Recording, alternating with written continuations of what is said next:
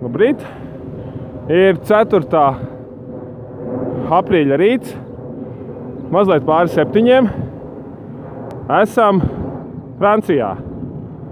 Lai gan joprojām neesam iznagājuši ārā no Cerna teritorijas, veicot ikrīt skrējienu, esam šķērsojuši Šveices un Francijas robežu, un tagad esam Francijā.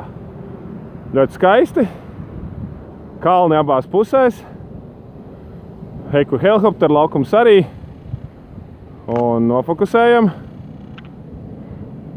helikopteru laukumu. Jā, helikopteru laukums, kalni un daudz dažādas ēkas, zinātnes institūti, palīgtelpas, tehniskās un tam līdzīgi. Bet vislabāk skats, saulriets, 4.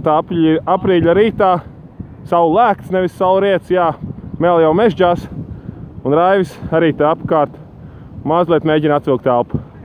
Pagaidām tas arī viss. Čau!